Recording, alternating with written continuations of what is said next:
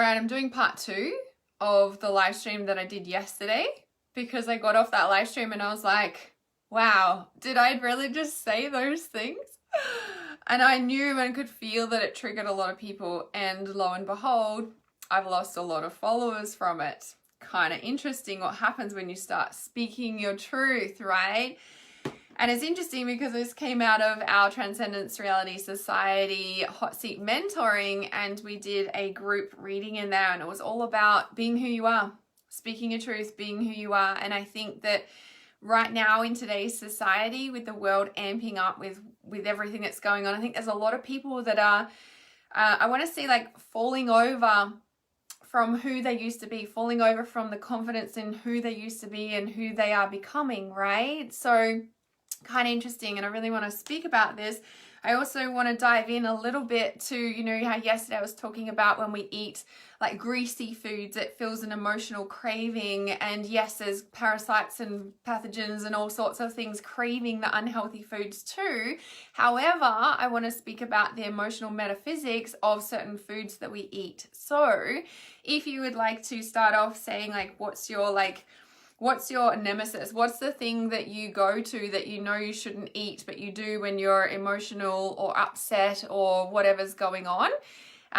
Whilst I share this with you guys. And okay, I'll just share this. Hang on. I always want to keep talking, like blah, blah, blah, blah. I love talking. I love talking about myself. I love talking about this stuff. This is my passion. This is my purpose. I love, love, love it. All right, let's pop this here. Perfect. And I wanted to be outside, and I wanted to be at the beach, and I wanted to do these things. No, I wanted to be outside, but it's too windy. Didn't even have makeup on yesterday. I was like, I don't care. Donuts, especially because the store gives them to me for free. Okay. Yeah, so I'm going to cover the world energy update, which is like, it's tapping in deeper. And I realized what I said yesterday too. I'm like, I just went pretty deep. So what I talk about on these live streams in reality awareness, and this is the thing where I was just like, no, like I want to say I've been quiet for a while. I'm coming back into the confidence of who I am and what I do and everything like that. And, you know, this is a big part when we're an intuitive healer, when we're a sensitive empath, when we're looking at healing, it has to involve everything. It has to involve all the layers. It has to involve all the pieces, right? We get flawed energetically more when we are at a low vibration, when we're not feeling the best. Like, you know, something that really agitates us and really annoys us, we're going to be struggling with it if we're not in a good place. If we're in a good place, we can handle it better. Like, don't you agree? Like, who agrees with that, right? And I'm just logging in because my computer decided to freeze when I was going to go live. I'm like, oh, that's interesting. Maybe that means I'm not supposed to do it. No, actually, this is really important to talk about. Don't let anything stop you from getting your message out, from speaking your truth. Like, it's important to not let things stop you. No separation, that's right. All right, let me bring up these comments here so that I can just tap into this here a bit. Okay, yeah, chips, British style deep fried food. Yes, okay. Biscuits at night with a cup of tea. Oh, I've realized some big cup of tea things lately. I will share them with you. Yeah, so cake if I'm missing mum, awesome connection. Leanne says chocolate as well. Okay, awesome for having you guys here. So crunchy stuff if I'm angry, yes. Perfect. Okay, so these, I know I've got like, I'm just trying to find it. I probably should have found it before I jumped on live stream, but I forgot about this. So this book here, have you guys seen this? This is an old book, one of Doreen Virtue's old books, Losing Your Pounds of Pain, Breaking the Link Between Abuse, Stress, and Overeating. So it's kind of interesting.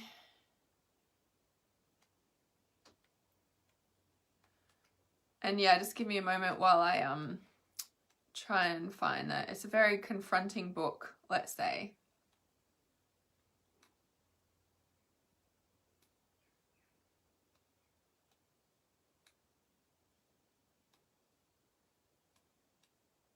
Okay, maybe I should have looked. I don't know if it's in this book now. It might be in the other book. Just trying to have a flick through, but I'm sure. Okay, must be in this one. This one here, the yo-yo diet syndrome. I know it's backwards. Sorry, guys. I haven't changed the thing over. So I should have had a look in these books somewhere. Okay, here we go. Yeah. Okay. Emotional hunger, physical hunger. So the 8 traits of an emotional hunger. Going to have a look here. So it is in this other one. So identifying your binge foods. All right, so before we go into this is a really awesome book if you're wanting to break all this stuff. So what I wanted to first say is the connection, right? When I was talking to my friend about this, she's like, oh, it's the association that you're breaking. And I'm like, yeah, it's the association. So for me, it's like the coffee in the morning. So you might have heard me talk about breaking the coffee addiction, and then also like just, I guess, food in general. And I've been conscious, you know, when I first moved into this house, like it was so conscious. I think it was like August last year. I was like making a cup of tea and I'm like, why is it every time I've had something to eat, then I have a cup of tea and something sweet? Like, you know, it was just like this habit. And then I'm like, oh, this is what my mom does. I'm like, I grew up with this, you know? And I was like, oh, it's the connection to mom, or having something sweet to eat and having that. The other piece around that is, you know, like when I was growing up, I was the eldest of 4 children, and I was a very busy household, of course. And the only time I got to spend time with mum is if we went food shopping. And so that was really interesting sort of connection there as well, right? So yeah, the tea and biscuit. So whatever you're craving, I would look at like, does that have a generational origin, right? Now that generational lift meditation that I just released, you can find that on my page. It'll be on my website soon. I don't think I've put it on there yet. So that will help to, I want to say, unhook the generational threads to the eating connections as well. And yeah, because Jane says fucking biscuits at night, every night with a cup of tea, coffee also, and I know it ain't good for me. Yeah, so for me, like, and if we look at any sort of craving, it does, you know, obviously stem from many, like there's many different layers, okay? We're looking at the emotional connections, we're looking at the physical connections, like is there a physical need? So the first thing is like when you're craving something, it's like, what do I actually need? Because we can tell, right, when we're emotionally eating or emotionally going to something, or whether we are like, you know, stuck in, or whether we're actually physically hungry. Because if you ask yourself, usually 99% of the time, you're actually not physically hungry, right? And so it'll be like an emotional hunger, right?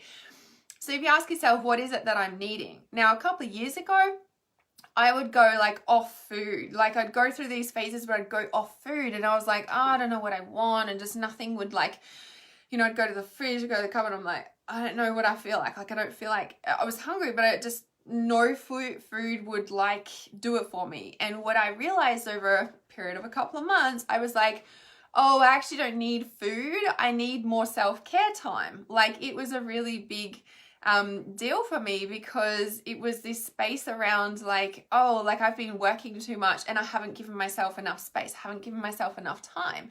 And so it's like looking at like, what are you doing to take care of yourself? So I think that we are trained as society to go straight into go to food, like, you know, where, you know, 3 meals a day, you know, there's a lot of events that are, you know, connection around food. Like ultimately our body is not designed to live on a lot of food stuff, right? And so when we're like weighed down with all this stuff, let alone the chemicals that we put into our body, it does create like, I guess, neural pathways. And then there's also what we were brought up in as well. So when we look at like the tea and biscuits, like check in, and again with any of the foods, like when do you, you know, like what is the emotional connection to family, to your childhood, So I know if I'm craving to like cook a traditional family roast, for example, I'm like, oh, like, you know, I might be feeling my family like energetically or connecting to them or wanting that connection, and I do it through the food. And I think that a big part of me, I want to say struggling to let go of food in a way, or my food addictions, and I've been so conscious of this over the past year or so, is that it's because I'm letting go of my family system. Should I let go of the food? Right now, you have to remember that because several years ago I was eating like raw vegan, like I was like strict with it. I was really like did lots of detoxes with it. I felt amazing. I felt the best I've ever felt my entire life. Ever since then, I've been struggling to get back to it. And then like in the past year or two, it's been like at its peak. I'm like, what is going on here? Now, because over the years I've had less and less connection with my family, they live interstate on the other side of Australia. If you guys don't know my story, just send me a message or something. I've shared it a lot of times. And then I'm like, oh, well, you know, like that, I want to say the food addiction is amplified because I'm not speaking to them as much in a way, right?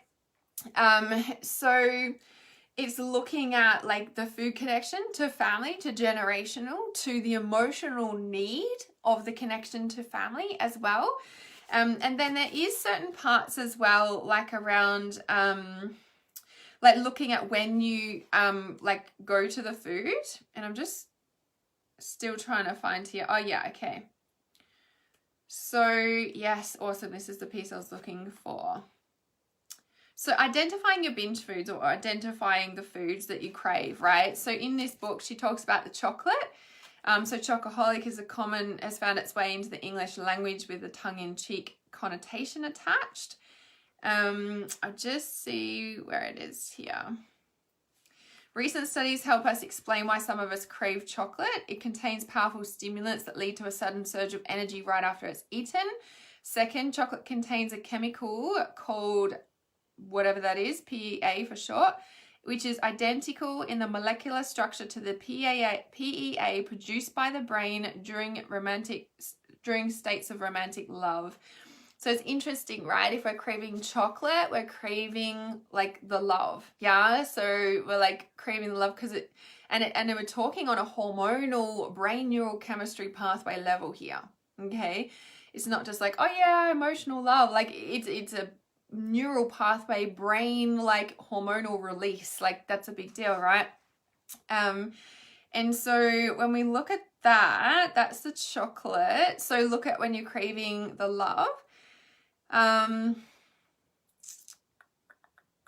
Yeah, this observation was recently backed up by a study showing that chocoholics have higher than normal tendencies to fall in love easily, and be devastated by romantic rejection. Kind of interesting, right? Talk about love addiction cycle.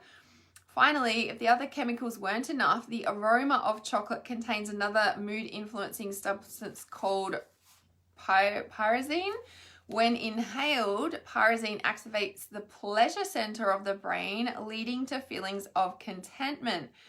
So interesting, right? So when we look at these, and these again are these chemical brain like substance stuff, right? And then again, if we're looking at what's going on in the world and the amping up of control and the mind control that's going on, like when we look at these aspects of mind control, you can see how deep and infiltrated this is into society, right? When people are like, oh, the sheep need to wake up, I'm trying to wake up the sheep. I'm like, guys, just work on your purpose. Because if we look at how deeply ingrained this is into the web of like what we're living in, like you've got a lot of hurdles to cross before someone would wake up. However, if you're living your life on purpose, that is the inspiration that wakes them up without you pushing, right?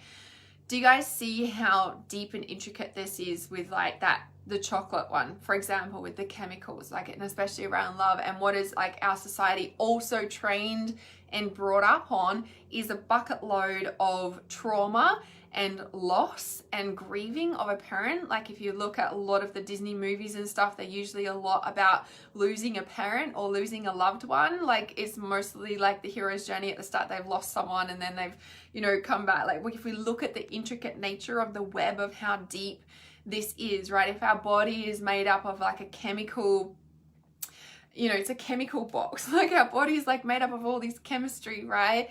And if we look at the food and what it does to the chemistry of our body, you can see how big and deep this is, right? Now, I'm not saying that this is like bad if you're still eating chocolate or if your addictions are, you know, strong. I guess I'm giving you the insight because when we look at, you know, releasing an addiction, whether it's food or something else, right? I always say, let's not focus on the addiction. Let's focus on the trauma underneath. And whilst that is true, for some reason, I'm being called to talk about this. So we have that understanding of these next layers above, right? So true, exactly. So Jane says, my mother has always been on freaking diets her whole life. I'm not overweight, but if I was to connect it to something, that shows up. Okay, awesome. So, and does she allow herself to have like a cup of tea and biscuits? Like, I'm curious. Leanne says, awesome meditation. I just did it this morning and feel so much lighter and clearer. Yeah, that's the generational lift. It's freaking powerful, right? It's just like lifting this stuff out of our system. It unhooks, unlifts. Okay, so some binge eaters aren't tempted by chocolate at all, but are drawn to other sugary desserts. So, Robinson, you're talking about the donuts. Donuts, especially because the store gives me extra for free.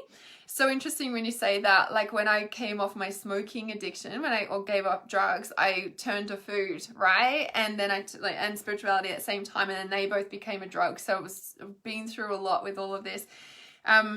So other sweets, it says here, candies, cookies, donuts, ice cream, pies, cakes, and even a soda pop are all difficult for dieters to resist. But if this is your binge food category, staying away from these desserts can almost seem impossible. So sugar gives the body a large boost of adrenaline and leads to feelings of euphoria and high energy. The high soon topples, however, leading to a slump in emotion and energy levels. Then the cravings for more sugar begin. Who can recognize that freaking cycle, right? Sweet desserts are loaded with another substance connected with mood regulation, carbohydrates. Carbohydrates activate the brain chemical serotonin, which produces a calming effect and reduces feelings of depression. It's like your own antidepressant, the donuts, right? It appears that some people are more sensitive to carbohydrate-induced serotonin than others. Some people are affected by it by making them feel jittery and anxious, while making others feel calm. So sugary desserts such as pies, cookies, and cake often contain more carbohydrates than some chocolate foods, which may explain why people crave them and leave chocolate alone but can't stay away from other sweets.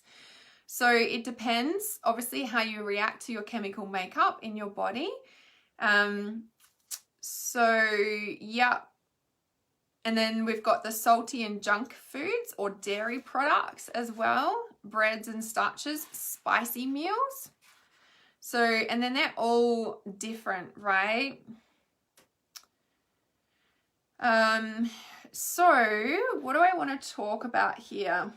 So let me just see what I put in the title of this live stream so I can remember what I'm focusing on here, because we could get lost in talking about this, the food stuff, right? And I can feel it coming through. There's a point to why I'm sharing this. So I guess, yeah, like with the mind control and that connection, it's like, okay, and I don't know if I said this bit yesterday. So in the foods, let alone the chemical makeup, right? The chemical makeup in our own body, the chemical makeup in foods, and the certain foods that we crave that release certain, you know, chemicals in our body. Okay, the message is coming through. I'm also getting the message that all of those chemicals in the food that give our brain certain hormones can be found in nature, in adventure, in nature, in the connection to spirit, to source. And a lot of us have been cut off from that and don't know how to break that cycle, right? So another thing as well, because recently, like my food addiction, like I was just like, why am I eating all this chocolate, right? And we'll talk about the love and everything. But I was also like craving the sun. And so for the past like week, I've been like making sure I get in the sun at midday. I'm like laying out in the sun. I'm at the beach. I'm like, okay, forcing myself to get in the sun because I really miss the sun. The sun fixes my cravings. Like that is literally how it feels, right? And so if I look at that, I'm like, wow, I don't need food if I've been in the sun, if I've been in nature. Now that might not be that might be a no-brainer for people. And recently I've been like looking at, you know, you've probably heard my story, like I'm like, why am I living out here? Like I miss the ocean, take me back, like all this stuff. And I know that I've been learning all these things and resourcing without the ocean, but I also know that I've been trying to understand, you know, like I'm here because I'm healing from all this stuff that the ocean would have like kept suppressed, if that's a thing, right? And obviously this needed to come up to clear out and be in this space. And if we look at, I want to say, the chemical warfare that's going on in the world and the mind control, it goes so deep, right? So if you find yourself getting stuck in all that stuff, it's like, ask yourself, what are you receiving from that? And what am I needing? Because you might be needing safety or needing like the support or the understanding about what's going on, or what do I do? A lot of us feel helpless and powerless with the world stuff going on because we actually don't know what to do about it. We don't know what the antidote is to it, let alone what's going to happen. Everyone is just in this like limbo with like, okay, what's happening next? Like, you know, even subconsciously, we're just kind of all on edge because everything has changed. Our whole world has changed.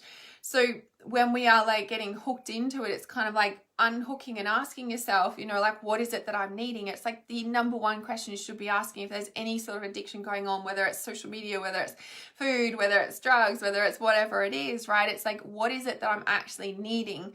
Now, you might not know what the answer to that question is. And if you can't break that cycle, spend time in the sun. Number one, spend time in the sun. We all feel better when we spend time in the sun. So getting back to the clean energy, right? So yes, we need to clean our energy. I'm always harping on about clearing your energy, you know, like clearing your chakras, clearing your energy, making sure that, you know, when you should be clearing your chakras as much as you're brushing your teeth, as much as you're having a shower, because we're constantly connecting to people through our devices, through, like, we feel our neighbors, we feel the suburb, we feel what's going on, and we must be keeping up with clearing our energy. But it comes to a point where there's different layers of clearing our energy as well, right? So, you know, our thoughts create a feeling, and our feelings create a vibration. And if we're constantly thinking fearful thoughts, or we're not conscious of what we're thinking, now if we're conscious 100% of the time, we wouldn't even be here. If we were conscious, you know, like if we can, the more conscious we are about our conscious creating of conscious, let's say conscious choosing of our thoughts in our reality, that's actually going to shift us faster, and that's actually going to keep our body cleaner. Okay, now it might sound kind of weird, right? Because when we look at being able to clear our energy, that's a number one thing to start understanding your intuition, to start understanding and hearing your intuition to start with, right? Like, we have to start somewhere, and it starts with clearing your energy. So when we work with that, and as I, you know, would say, like yesterday, it was like, you know, if you're clearing energy and it's not working, or if you're feeling these waves of like the collective really strongly, it's really looking in, okay, what did I eat? What have I been putting into my body? You know, am I still drinking the sodas and the chocolates and, you know, the chips and all the stuff that's full of preservatives and full of like all the bad oils? And, you know, like, what is it that I can do to start cleaning up my diet, right? It's like one of the biggest things that we need to look at alongside clearing our energy, because if you want to take your power back, it's looking at the whole picture, right? All right, so what else did I want to say about on this call? I'm just going to flick through this book. Does anyone have any questions specifically about what we're talking about with this? And that's the thing, like, so a lot of the different foods create the different hormones, like I said, and if we're just, you know, looking after ourselves, moving our body, because a lot of people don't move their bodies. A lot of people forget about that, and a lot of people forget and get stuck in the dark, right? We don't even go outside. Or it is so important to spend that time, you know, resetting, because that is ultimately what's going to help you break all the addictions, all the cycles, right? I'll just bring these comments back up here. So Monique says, I've got cupboards full of antidepressants, sweets and sweets and more sweets, and then another cupboard full of salty and crunchy. Yeah, so it's interesting, right? It's like looking at all these things, and it's like, okay, well, how can I get that naturally? Because we can, every single thing that we crave, we can actually, I want to say, sustain that, and it's actually a more stabilized sustaining of like of those hormones, of those feelings, if you may. And this is a thing where I'm just looking for the salty and stuff again. Oh, it's in this one.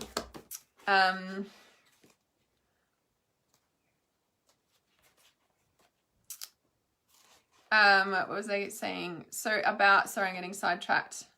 So other sweets, salty, junky food. So nuts, pretzels, and potato chips appeal to binge eaters who crave foods that are crunchy and high in fat. People who overeat when they're angry or stressed tend to pick crunchy foods. I think you were talking about this, Leanne.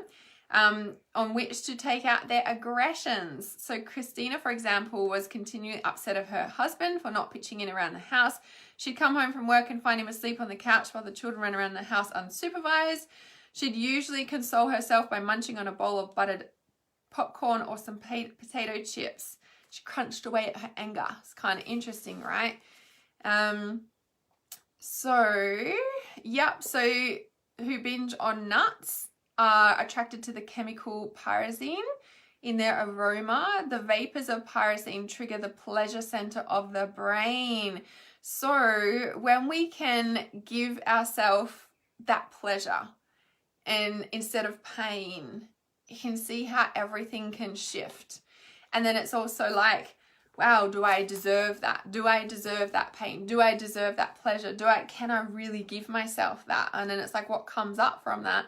Then we're looking at the childhood trauma. Then we're looking at the inner child stuff. Then we're looking at what's going on underneath to be able to really shift underneath, deep in your soul, so that those pieces are fulfilled and the trauma is removed out, so then we don't naturally crave that, right? And this is where I always say, don't focus on the addiction, focus on what's underneath, right?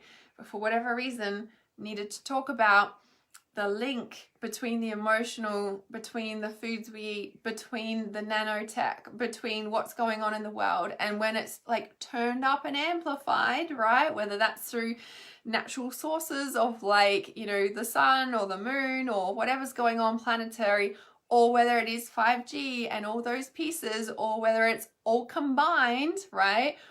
We feel less affected the more that we can stabilize our internal body, which means removing the trauma, because somebody can have a clean body and be full of trauma and be running off that trauma, but they have a super clean physical body, but the energetic body is not clean.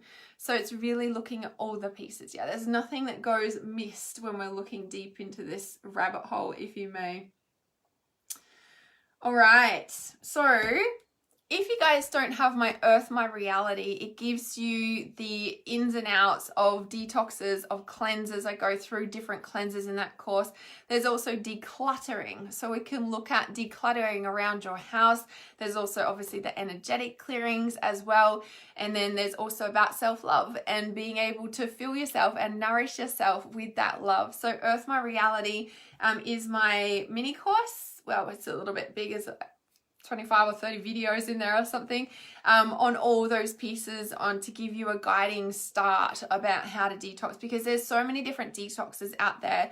It's really important to choose what works for you and to choose what's the right piece for you, and when to do those detoxes is really important as well. So I wouldn't recommend doing a detox if you're running around doing 50 errands and you're really, really busy at a point in your life. Like, it's really not the time to do a full-on detox, but there's ways that we can start implementing things that help our body detox on a daily basis as well. So the link is in the title for this one, the Earth, My Reality, or you can send me a message if you can't find it. Also, the inner circle is open, and if you really want to work deep into all these intricate layers and all the different connections and all the pieces of where they stem from, so that you can clear them from the inside out and allow those addictions to gently fall off whilst we work with what is the reason they're there in the first place. The Life Purpose Accelerator is where you work with me one-on-one for 6 months. We go deep into this stuff. There's also reality reconfiguration sessions where we are enabling to unlock all the different layers in one session to help give you a flying start to move forward and be able to accelerate your life purpose. So send me a message if you would like the details of the inner circle. It is closing late next week. So I shall see you really soon. See ya, bye. Keeping it real as always, beautifuls.